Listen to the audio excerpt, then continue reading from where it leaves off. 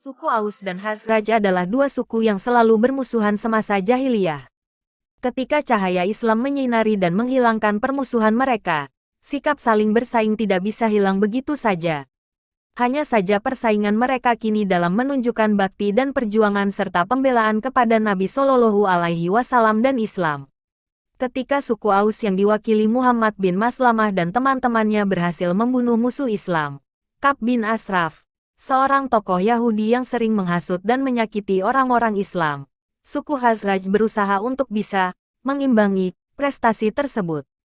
Mereka teringat pada Abu Rafi Salam bin Abu Huqaiq, tokoh Yahudi yang tinggal di Khaybar, yang juga sangat memusuhi Nabi Shallallahu Alaihi Wasallam dan orang Muslim lainnya. Mereka meminta izin kepada Nabi Shallallahu Alaihi Wasallam untuk membunuhnya, dan beliau mengizinkannya.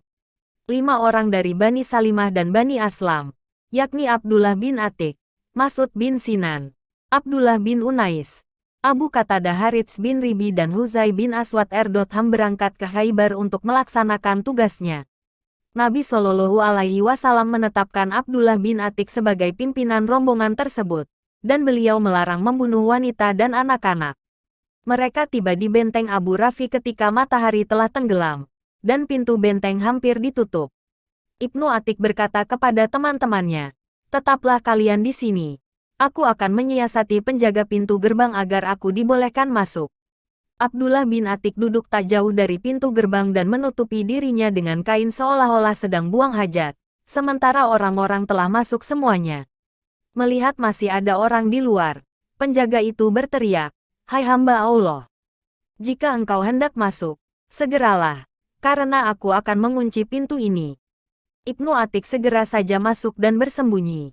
Ketika penjaga telah berlalu, ia mengambil kunci yang ditaruh pada sebuah kayu pancang dan membuka pintu benteng sehingga teman-temannya bisa masuk. Mereka mendatangi rumah Abu Rafi, tetapi masih ada tamunya. Ketika tamu itu pulang, mereka memasuki rumah dan menuju kamar Abu Rafi yang berada di lantai atas.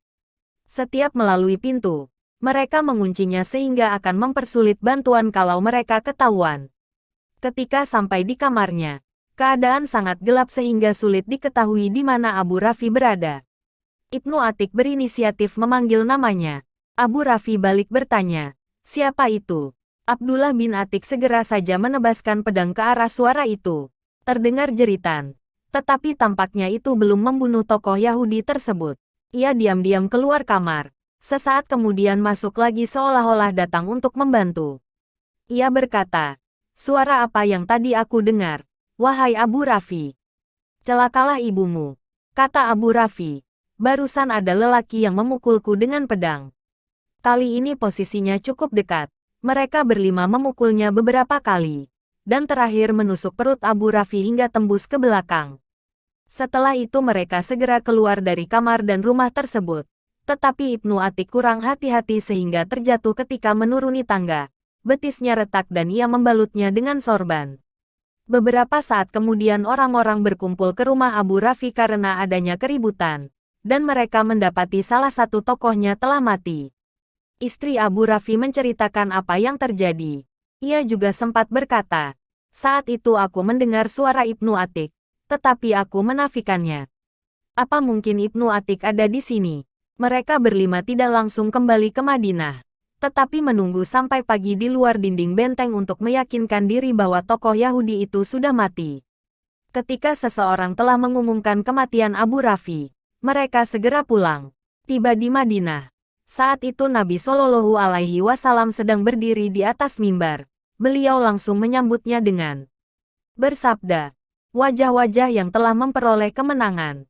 Wajah engkau juga memperoleh kemenangan, ya Rasulullah." Sahut mereka. Nabi Shallallahu Alaihi Wasallam meminta pedang-pedang mereka untuk memastikan kematian musuh Allah tersebut. Dan beliau bersabda, "Benar, ia telah mati. Ini ada bekas makanannya di bagian mata pedang."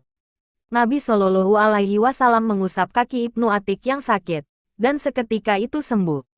Dalam riwayat lain disebutkan, bahwa mereka berlima mengklaim dirinya yang membunuh Abu Rafi. Setelah memeriksa pedang-pedang mereka yang masih membekas darahnya, Nabi Shallallahu Alaihi Wasallam menyatakan pedang Abdullah bin Unais yang membunuhnya, karena ada bekas sisa makanannya.